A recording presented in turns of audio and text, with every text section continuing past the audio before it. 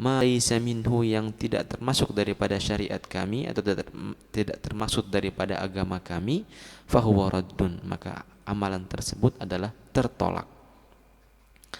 Dan dalam riwayat yang lain, dalam riwayat Muslim tadi yang hadis pertama, riwayat Bukhari Muslim, dalam riwayat Muslim ada lagi ya, bunyi teks hadisnya itu, man amila amalan, barang siapa yang mengerjakan satu amal, laisa alaihi amruna, yang tidak termasuk daripada agama kami atau masalah kami atau syariat kami, fahuwa raddun, maka dia tertolak.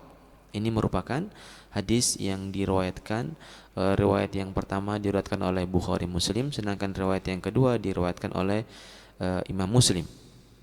Nah, hadis ini diriwayatkan oleh Ummul Mukminin Aisyah, merupakan julukan ya untuk para istri-istri Nabi sallallahu alaihi wasallam, itu disebut dengan Ummul Mukminina. Tetapi Ummul Mukminina di sini adalah ibunya orang-orang mukmin yang bertujuan atau bermaksud dari segi ihtiram, dari segi penghormatan, dari segi kita ta'zim, dari segi kita mengagungkan.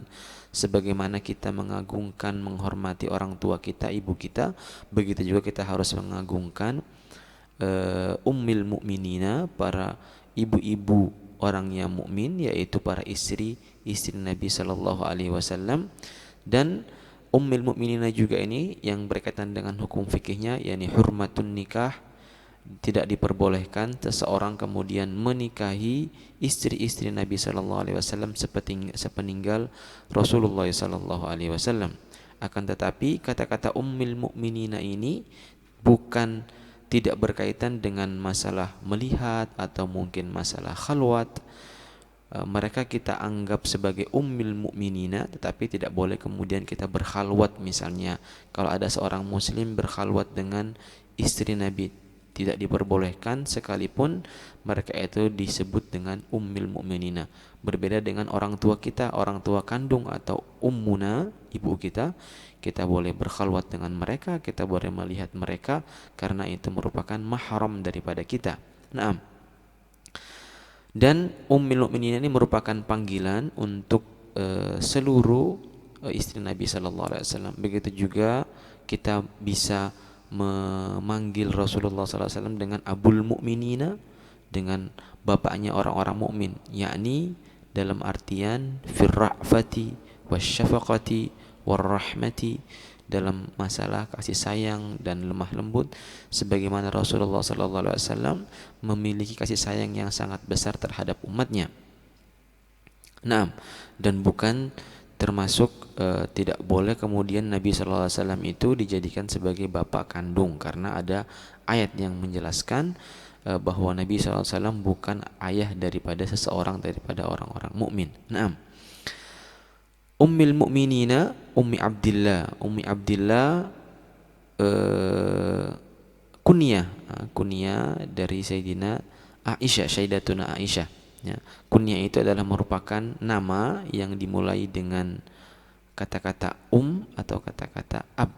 Dalam ilmu nahwu mungkin sudah pada atau ada yang belum mengetahui atau yang sudah, ini sudah ma'ruf lah dalam ilmu nahwu bahwa al-kunyah itu merupakan panggilan atau julukan yang dimulai dengan kata-kata atau kata-kata ab. Naam.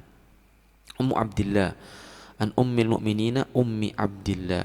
Kenapa kemudian Sayyidatuna Aisyah itu dikunyahkan dengan nama Abdillah? Padahal kita mengetahui Sayyidatuna Aisyah itu tidak memiliki seorang anak, karena Rasulullah SAW itu hanya diberikan rezeki keturunan melalui istri pertama beliau, yaitu Sayyidatuna Khadijah, dan satu lagi dari Maria Al-Qibtiyah. Nah, dijuluki dengan Ummi Abdillah. Sebagian ulama menurut pendapat yang paling sahih, paling benar, bahwa diberikan kunyah Ummi Abdillah. Yang memberikan kunyah ini Rasulullah SAW langsung kepada Sayyidatuna Aisyah. Diberikan kunyah Ummi Abdillah ini karena memiliki ponakan namanya Abdullah ibn Zubair ibn al-Awwam, yaitu merupakan anaknya Asma binti Abu Bakr radhiyallahu anhu. Seperti kita ketahui bahwa Sayyidatuna Aisyah ini merupakan anak perempuan dari Khalifah yang pertama Abu Bakar As-Siddiq. Fahiya Siddiqah binti Siddiq, Ini Sayyidah Aisyah itu adalah siddiqah, orang yang jujur, yang terpercaya, anak daripada orang yang terpercaya juga, yaitu binti Siddiq. Punya saudari namanya Asma binti Abi Bakrin. Asma binti Abi Bakrin ini menikah dengan salah satu al-ashrah al-mubasysyirina bil jannah, orang 10 yang diberikan kabar gembira untuk masuk surga Allah Subhanahu wa taala, yaitu Zubair ibn al-Awwam. Zubair ibn al-Awwam ini merupakan misanan daripada Rasulullah sallallahu alaihi wasallam. Nah, kemudian dari ibunya Sayyidina Asma memiliki anak namanya Abdullah bin Zubair ibn al-Awwam, seorang sahabat jalil, seorang syahid meninggal di Mekah ketika itu, dan namanya Abdullah, dan sahabat yang terkenal. Kemudian Sayyidatuna Aisyah kemudian diberikan kunyah menggunakan nama ponakannya, yaitu Jadi kalau sahabat Abdullah bin Zubair itu memanggil kepada Sayyidatuna Aisyah, Sayyidatuna Aisyah itu dengan sebutan khalah atau bibi dari pihak ibu, ya. Karena bibi dari pihak ibu itu ya sudah dianggap sebagai bapak, sebagai ibu, sebagai seperti halnya paman dari pihak bapak itu bisa dipanggil sebagai bapak kita juga. Nah, dan radhiyallahu anha, Sayyidah Aisyah ini merupakan istri Nabi sallallahu alaihi wasallam, salah satu-satunya istri Rasulullah yang beliau nikahi dalam keadaan masih bikir, yaitu masih perawan.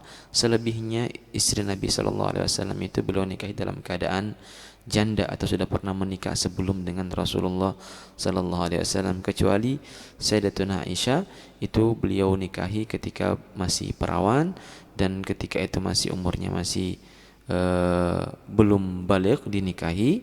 Kemudian Rasulullah SAW tapi tidak layabni alaiha, atau tidak mengumpuli Sayyidatuna Aisyah sampai kemudian Sayyidatuna Aisyah itu menjadi perempuan yang baligh. Nah, beliau merupakan salah satu ulama daripada ulama Islam. Jadi merupakan orang alimah, banyak sekali riwayat atau banyak sekali hadis yang beliau riwayatkan dari Rasulullah SAW. Disebutkan para ulama hadis, beliau meriwayatkan 2000 hadis, 2210 hadis yang beliau riwayatkan, sangat banyak sekali. Jadi termasuk dari sahabat minal mukthirina fil hadis, sahabat yang banyak meriwayatkan hadis dari Rasulullah sallallahu alaihi wasallam. Orang yang alimah, orang perempuan yang cerdas, perempuan yang memiliki pengetahuan yang luas tentang masalah agama, dan banyak sekali pengetahuan kita bagaimana cara kita berinteraksi dengan keluarga kita, bagaimana kita keseharian Rasulullah SAW dalam keluarganya, dalam rumahnya, dalam hal-hal yang dilakukan dalam rumah, mandi, makan, tidur dan sebagainya. Itu semua kita ketahui daripada Sayyidatuna Aisyah radhiyallahu anha. Jadi begitu besar jasa beliau ini kepada umat Islam, karena banyak sekali tata cara, hal-hal yang bisa kita ikuti dari junjungan kita Rasulullah SAW itu tersampaikan kepada kita melalui hadis-hadis yang diriwayatkan oleh Aisyah radhiyallahu anha. Dan dalam hadis ini, hadis yang disebutkan ini, hadisnya pendek saja. Qala man ahdatha fi amrina hadza, barang siapa kemudian yang ahdatha, ikhtara'a, atau melakukan perbuatan yang baru yang belum pernah ada pada zaman Rasulullah sallallahu alaihi wasallam, fi sya'nina, yaitu dalam perkara kami. Dalam riwayat yang lain disebutkan fi dinina, dalam agama kami.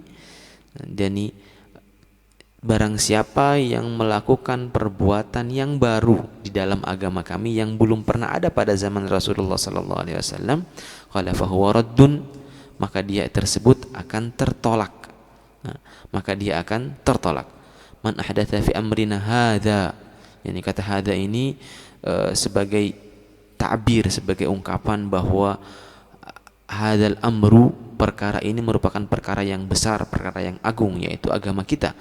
Jadi tidak boleh kemudian orang tersebut melakukan perkara yang baru yang tidak pernah dikerjakan oleh Rasulullah SAW atau tidak pernah dilakukan pada zaman Rasulullah SAW.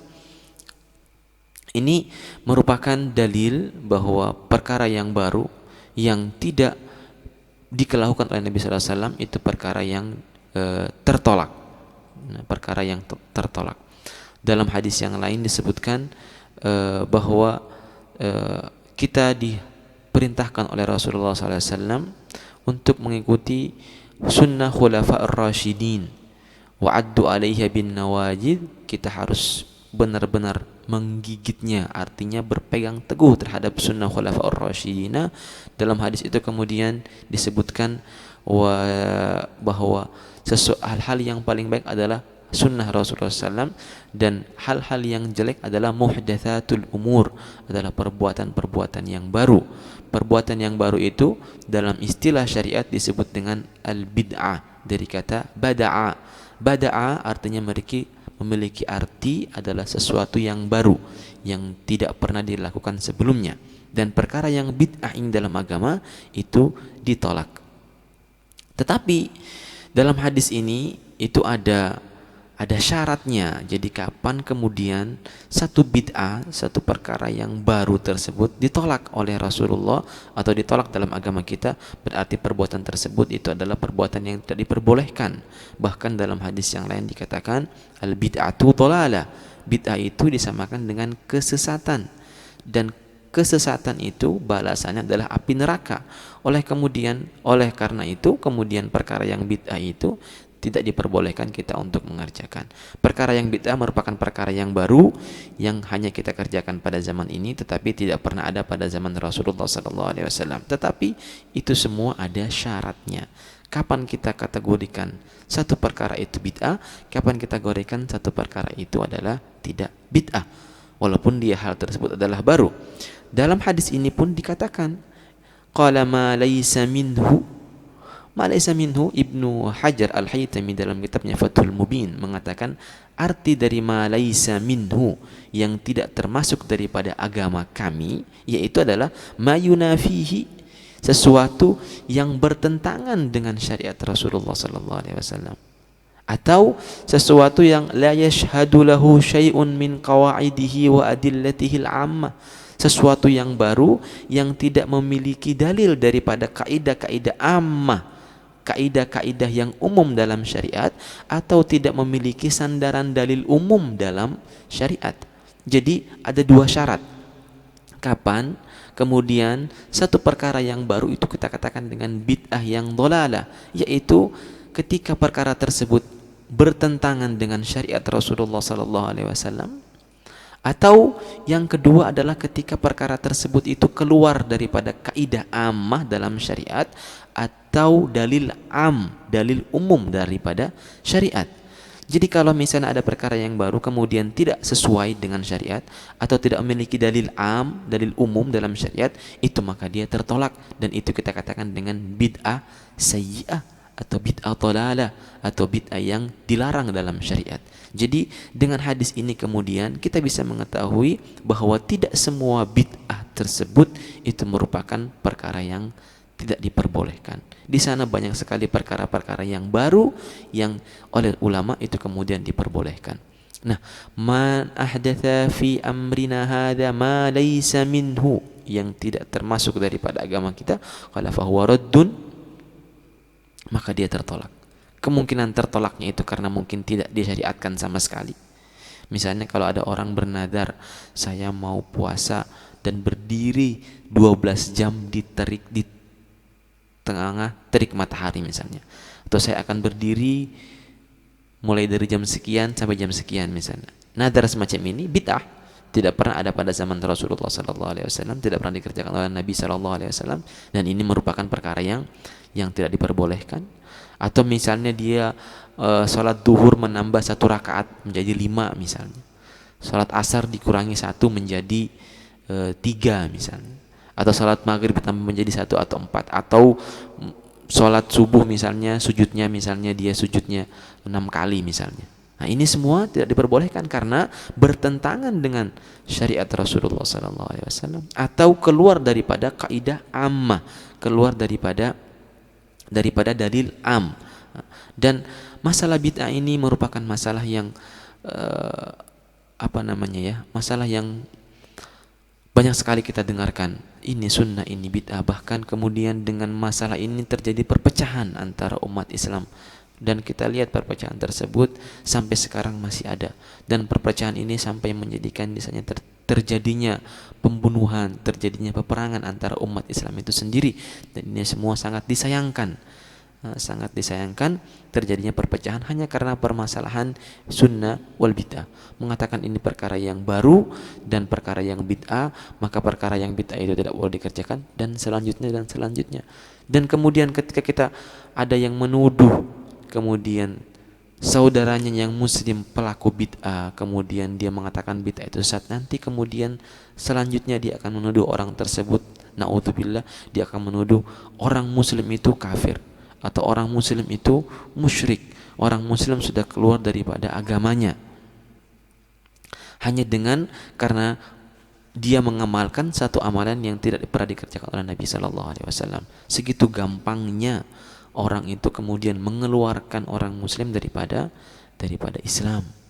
Padahal para ulama telah menjelaskan dalam kitab-kitab mereka bahwa tidak boleh kita kemudian mengatakan kepada orang muslim itu kafir illa idza dhahara minhu kufrun bawah, kecuali kalau misalnya orang tersebut sudah jelas-jelas sekali dia itu keluar daripada agama Islam, menyembah berhala misalnya.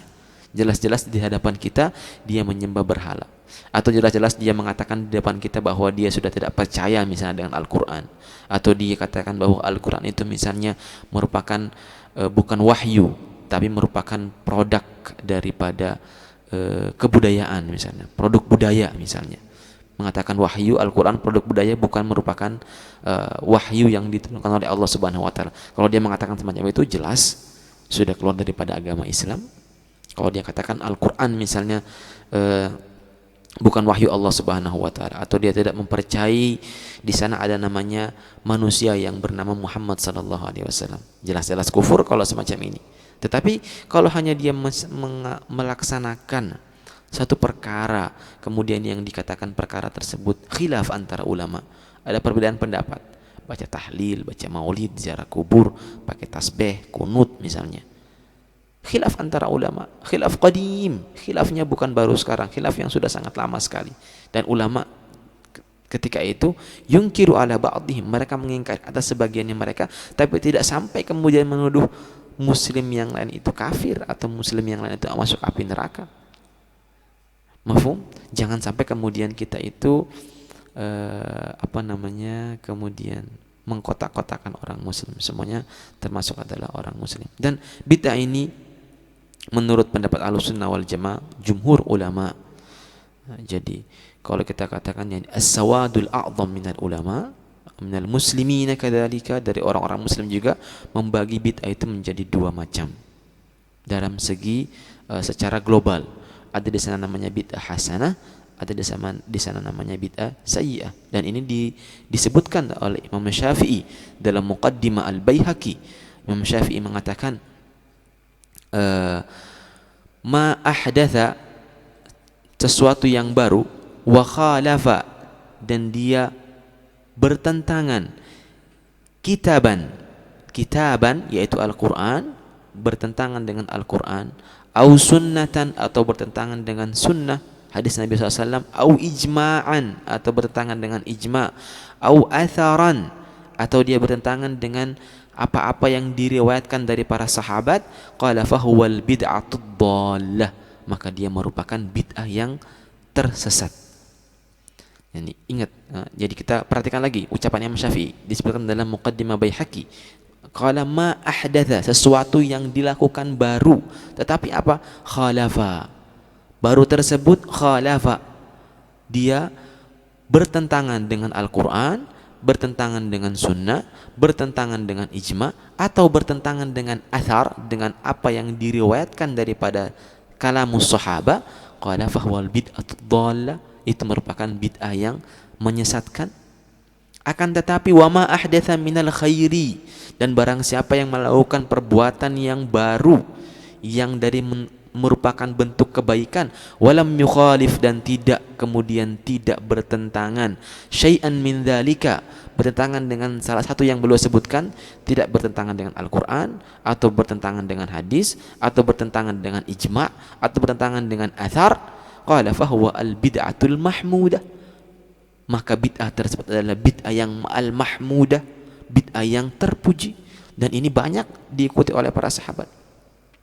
Para ulama maksud saya, Imam Syafi'i mengatakan semacam ini, Imam Nawawi, Ibn Hajar al-Asqalani, ulama kathir jiddan, atau kita katakan jullul ulama, sawadul a'zam minal ulama, sangat banyak sekali para ulama yang mengatakan bahwa bid'ah itu dibagi menjadi dua, ada bid'ah dhalalah sama ada bid'ah sayyi'ah. Jangan semua kemudian kita menguniversalkan bahwa semua yang baru merupakan bid'ah. Kalau bid'ah merupakan dhalalah, kalau dhalalah merupakan dengan sesat. Hanya dengan berpatokan pada hadis yang berbunyi kullu bid'atin dhalalah, kullu, kata-kata kullu artinya semua bid'ah itu pasti sesat. Kita hanya berpatokan dengan hadis ini tanpa kemudian kita melihat banyak sekali hadis-hadis lain yang diriwayatkan sahih, hadis Bukhari, Muslim, hadis Hasan, banyak sekali hadis-hadis yang lain bahwa para sahabat itu mengerjakan pekerjaan yang baru dan Rasulullah SAW kemudian tidak melarang mereka. Dan kata-kata kullun mungkin yang sering jadi iskal, sering jadi perdebatan, kata kullu bid'atin dhalalah, semua bid'ah itu pasti sesat. Kata kullun di sini ulama usul dalam ilmu usul fiqih itu al-am, ada lafaz yang namanya lafaz am. Lafaz am itu adalah beberapa alfaz am, artinya memiliki arti yang umum. Kalau kita katakan misalnya dalam bahasa Arab ya, kalau kita katakan misalnya ja'at-tullabu, pelajar telah datang, itu berarti umum, semua pelajar ja'atul labu. Tetapi umum itu bisa dia maksus, bisa dia ditaksis, artinya dikeluarkan dari sebagian umum tersebut beberapa hukum. Kalau saya katakan misalnya ja'atul labu illa zaidan, datang para murid-murid kecuali Zaid, berarti di sini saya mengeluarkan Zaid dari tullab. Ini dinamakan dalam usul fiqih, dinamakan dengan taksis, ikhraju ba'di afradil ammi minal hukmi. Kita mengeluarkan sebagian daripada am dari hukum yang kita sebutkan. Di sini saya hukumnya adalah hukumnya datang para murid-murid. Saya keluarkan Zaid dari hukum tersebut. Bukan berarti Zaid tidak termasuk murid. Zaid termasuk murid. Saya tidak mengeluarkan Zaid daripada murid, tetapi saya mengeluarkan Zaid daripada hukum datangnya.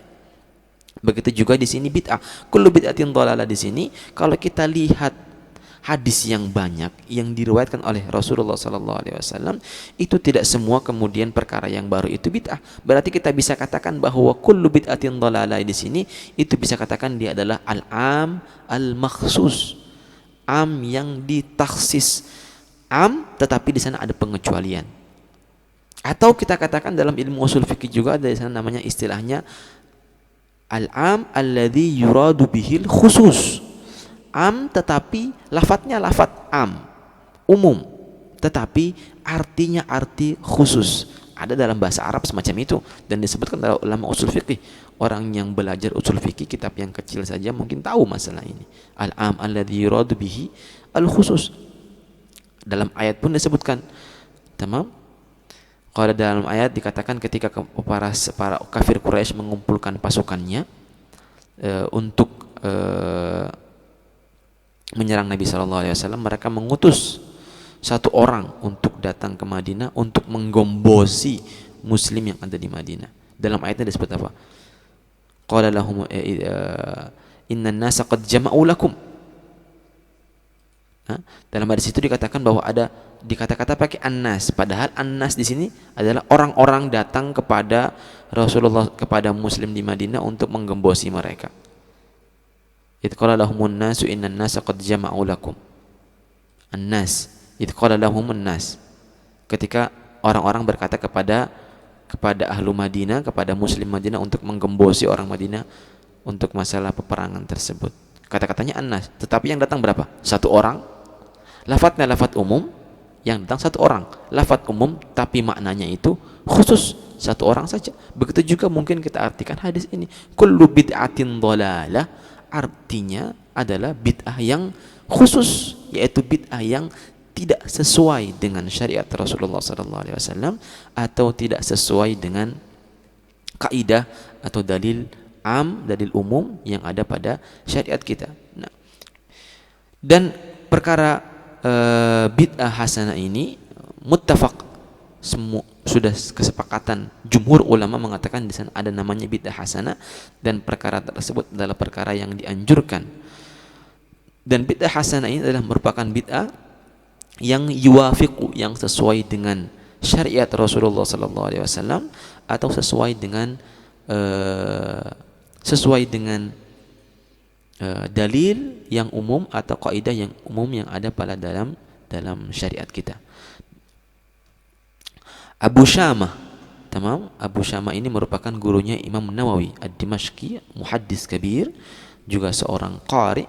Beliau mengatakan وَمَنْ أَحْسَنَ مَبْتُدِئَ فِي زَمَانِنَا مَا يَفْعَلُ كُلُّ عَامٍ فِي الْيَوْمِ الْمُوَافِقِ لِيَوْمِ مَوْلِدِهِ صلى الله عليه وسلم من الصدقات والمعروف وإظهار الزينة والسرور فإن ذلك مع ما فيه من الإحسان إلى الفقراء مشعر بمحبته صلى الله عليه وسلم وتعظيمه وجلالته في قلب فاعل ذلك.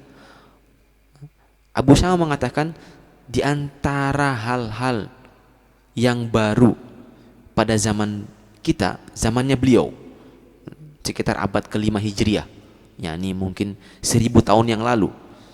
Ma yuf'alu, bukan 1000 tahun ya. Iya, 1000 tahun yang lalu, 10 abad yang lalu. Ma yuf'alu, apa yang dikerjakan setiap tahun yang bertepatan, al-muwafiq, bertepatan dengan hari lahirnya Rasulullah SAW, merayakan maulid. Minas sadaqati, apa yang dilakukan setiap tahun ketika itu? Orang bersedekah, mengerjakan perbuatan yang ma'ruf, idharuz zina, menghias rumah misalnya, atau menghias kampung, atau menghias kendaraan misalnya, apa saja kita hias. Kemudian kita idhar, kita menampakkan perhiasan, kita menampakkan kegembiraan, kita menampakkan hal-hal yang berupa kesenangan fidzalika dalam keadaan tersebut. Kenapa? Selain itu merupakan, kata beliau, merupakan perbuatan baik kepada orang fakir dengan bersedekah. Kemudian itu juga menunjukkan kecintaan kita, pengagungan kita, penghormatan kita kepada Rasulullah SAW. Orang yang mengerjakan tersebut itu merupakan yang azim, merupakan syukur kepada Allah Subhanahu wa taala dengan Allah menciptakan makhluk yang bernama Muhammad sallallahu alaihi wasallam dan mengutusnya kepada kita sehingga menyelamatkan kita daripada kegelapan menuju alam yang terang benderang. Ini merupakan bentuk perkara yang bagus. Jadi merayakan Maulid itu bukan perkara yang baru ya, perkara yang sudah sangat lama, dan itu merupakan, Abu Syamah dalam abad ke-5 Hijriah itu mengatakan perkara yang bid'ah, yang hasan, yang baik sekali. Ini mereka, kenapa mereka mengatakan, ulama kita, kenapa mereka kemudian mengatakan beristimbat dalam masalah ini seperti ini? Itu karena mereka mengatakan memahami bahwa ini semua tidak bertentangan dengan Al-Quran, tidak bertentangan dengan Sunnah, tidak bertentangan dengan kaidah ammah. Kita ambil contoh Maulid tadi misalnya, apa yang bertentangan dengan Al-Quran? Apa kita dalam perayaan Maulid itu apa sih? Orang membaca sirah, membaca sejarah Nabi. Apa yang bertentangan dengan sejarah Nabi? Orang memberi makan orang hadirin, sedekah. Apa yang bertentangan dengan syariat kita? Orang kemudian menampakkan rasa cintanya, rasa gembiranya misalnya. Apa yang tampak daripada itu pertentangan terhadap syariat kita? Tidak ada. Bahkan kemudian kalau ada orang yang mengatakan, kenapa kok dia berdiri misalnya? Ketika baca Maulid kemudian dia mahalul qiyam misalnya. Apa sih mahalul qiyam itu? Mahalul qiyam itu adalah bentuk kegembiraan kita. Ketika kita membaca pada sejarah tersebut sampai pada dilahirkannya, sampai pada kata-kata dilahirkannya Rasulullah SAW, dengan kegembiraan kita kemudian kita berdiri. Berdiri itu adalah ungkapan gembira, Ungkapan gembira itu macam-macam, terserah kita. Salah satu ungkapan gembira itu dengan berdiri misalnya. Ungkapan penghormatan, ungkapan berdiri kepada Rasulullah Sallallahu Alaihi Wasallam. Gembira, makanya kemudian sebaiknya kalau kita sedang sedang makhluk qiyam, mungkin yang bagi orang-orang yang belum mengetahui apa tujuan makhluk qiyam, yaitu bentuk kegembiraan kita. Jadi kalau berdiri ya kita niat bahwa ini adalah kegembiraan kita kepada Rasulullah Sallallahu Alaihi Wasallam, karena saat kita baca itu adalah kita baca lahirnya Rasulullah Sallallahu Alaihi Wasallam. Syukur, rahmat, itu merupakan bentuk syukur kita. Kita diperintahkan untuk bersyukur kepada rahmat yang diturunkan oleh Allah Subhanahu wa taala kepada kita. Dan Rasulullah SAW rahmah lil alamin. Wa ma arsalnaka illa rahmah lil alamin. Naam. Dan Abu Syama mengatakan wa inna bid'as sayyi'ata hiya ma khalafa syai'an min dzalika. Dan sesuatu bid'ah yang yang jelek adalah yang bertentangan dengan yang tadi disebutkan, baik dia bertentangan dengan sarihatan atau bertentangan dengan iltizaman. Terkadang dia itu haram, terkadang dia itu makruh, itu semua disebutkan dengan bid'ah as-sayyi'ah. Nah, jadi misalnya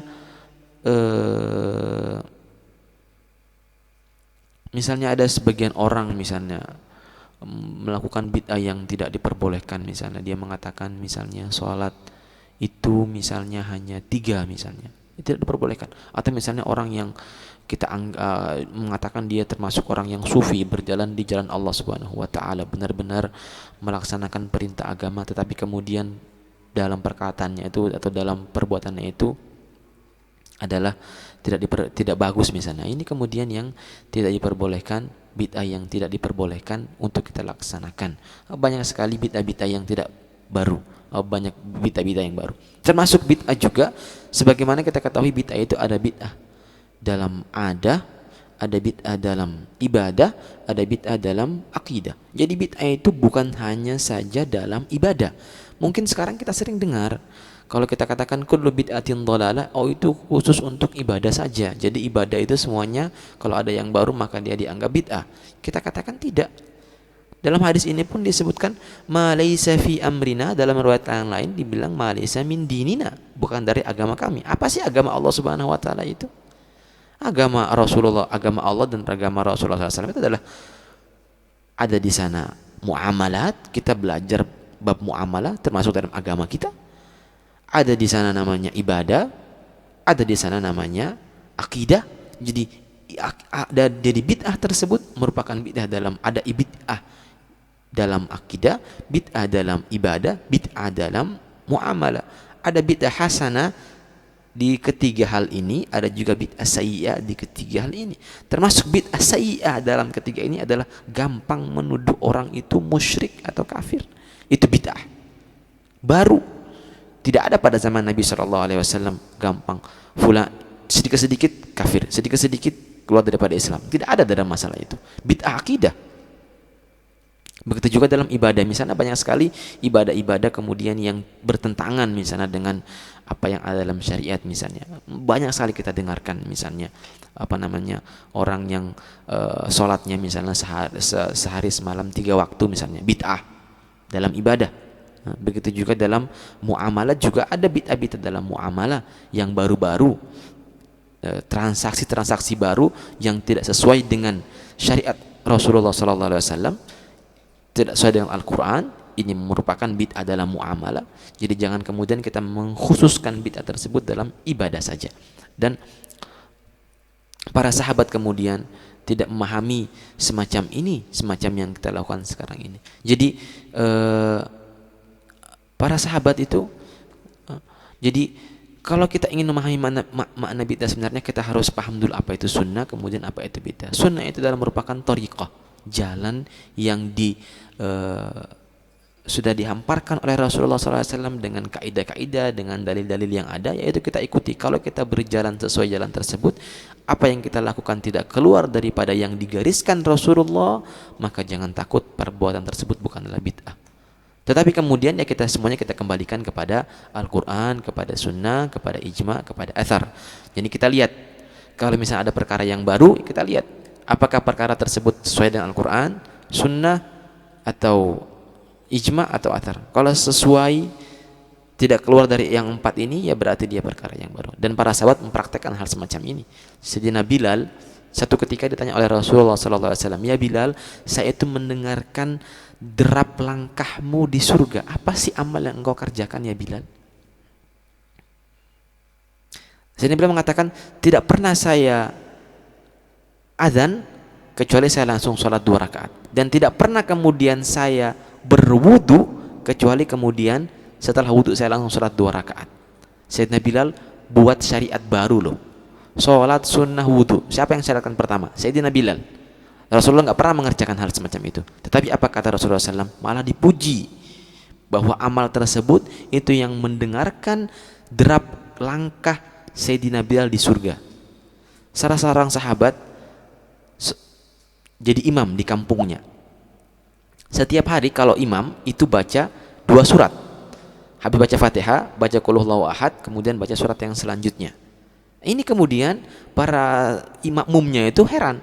Kamu ini kenapa sih setiap sholat itu pasti baca Qul Huwallahu Ahad. Setelah Qul Huwallahu Ahad baru surat yang lainnya. Kemudian dia jawab, ya saya senang masalah ini.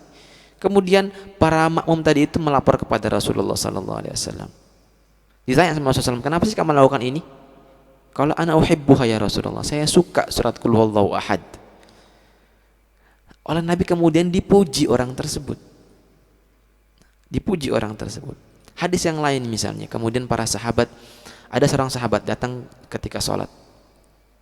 Ketika sholat para sahabat itu kemudian ketika bangun dari i'tidal, ada sahabat kemudian yang mengatakan Sami Allahu liman hamida, di belakangnya menjawab Rabbana walakal hamd. Tidak pernah dikerjakan Rasulullah SAW. Setelah Nabi salam, nanya, siapa sih tadi yang ngomong siapa tadi yang mengucapkan Sami Allahu liman hamida Rabbana lakal hamdu? Padahal tidak pernah diajarkan oleh Rasulullah SAW. Salah sahabat ngaku, saya Rasulullah. Apa tanggapan Rasulullah SAW? Beliau mengatakan bahwa di sana ada 30 lebih daripada malaikat berebut untuk menulis pahala dari kata yang dia ucapkan tersebut. Tidak pernah dikerjakan Rasul, kemudian diperbolehkan oleh Rasulullah SAW. Ini semua para sahabat, kenapa mereka memahami semacam ini? Ini semua karena mereka mengetahui bahwa itu semua tidak keluar daripada Al-Quran, daripada hadis. If'alul khair waf'alul khair. Dalil am, kerjakanlah hal-hal yang baik sekalipun itu baru, selama tidak bertentangan dengan Al-Quran, tidak bertentangan dengan hadis, tidak bertentangan dengan ijma, tidak bertentangan dengan athar. Selama tidak bertentangan dengan hal tersebut, 4 hal ini merupakan perkara yang baik. Perkara yang baru kita kembalikan kepada yang 4 ini. Apabila dia sesuai dengan yang 4 ini, maka dia perkara yang makbul, diterima. Apabila dia bertentangan dengan yang 4 ini, maka dia perkara yang ditolak. Dan ini merupakan pemahaman jumhur ulama. Nah, jangan sampai kemudian kita gampang mengkafirkan orang-orang yang tidak sepahaman dengan kita, apalagi hal tersebut adalah hal-hal yang berkaitan dengan masalah khilafiyah, masalah yang ada khilafnya. La inkara fil khilaf, kaidah dalam agama kita, la inkara fil khilaf. Tidak boleh kemudian kita mengingkari dalam khilaf. Kita berbeda pendapat, oke, tapi jangan kemudian kita menuduh saudara kita itu musyrik, tolal, sesat, dan sebagainya. Tidak diperbolehkan, karena dalam satu hadis dikatakan bahwa barang siapa yang mengatakan kepada saudaranya itu kafir, faqad ba'a bihi, maka dia telah mempertanggungkan perkataan tersebut. Apabila benar, ya sudah benar. Tapi kalau salah, yang dia tuduh kafir itu bukan kafir, yarji'u ilaihi, akan kembali kepada dia. Jadi jangan sampai kemudian kita menuduh orang itu kafir. Kenapa? Li'anna takfir yuaddi ila tafjir. Karena orang sudah gampang mengkafirkan orang lain, nanti akan gampang membom orang lain, gampang membunuh orang muslim. Kita lihat banyak sekali sekarang hal-hal yang terjadi yang kita tidak inginkan dalam persatuan umat Islam. Dan ini merupakan perkara-perkara yang pernah dilakukan oleh orang Khawarij yang ada pada zaman Sayyidina Ali Sayyidina Ali alaihi salam, Sayyidina Ali radhiyallahu anhu. Orang-orang Khawarij yang disabdakan oleh Rasulullah SAW, akan datang satu zaman kalian akan merasa kecil ibadah kalian apabila kalian bandingkan dengan ibadah mereka. Tetapi apa Rasulullah SAW mensifati mereka? Yamruquna minad din kama yamruqu as-sahmu minal qausi. Mereka keluar daripada agama Islam itu seperti keluarnya anak panah dari busurnya. Nah, itu karena mereka gampang mengkafirkan orang muslim, gampang mentesatkan orang muslim yang lain. Nah, para sahabat MBS, ini yang bisa saya sampaikan, yang bisa kita baca untuk hari ini. Semoga apa yang kita dengarkan bermanfaat bagi kita semua, dan ini merupakan satu hadis yang besar dalam agama kita, kaidah dalam agama kita. Mudah-mudahan ini bermanfaat khususnya bagi saya sendiri dan khususnya bagi para sahabat MBS dimanapun Anda berada dan para umat muslim yang mendengarkan kajian ini, insyaallah subhanahu wa ta'ala. Wassallallahu ala sayyidina Muhammadin. Wassalamualaikum warahmatullahi wabarakatuh.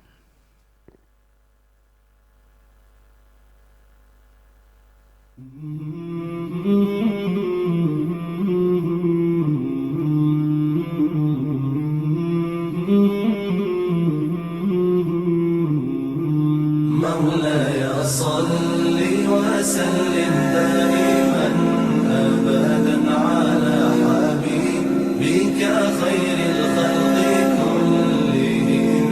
مولاي صل وسلم دائما أبدا على حبيبك خير الخلق كلهم. محمد سيد الكونين والثقلين. محمد سيد الكونين والثقلين والفريقين من عرب ومن عجم.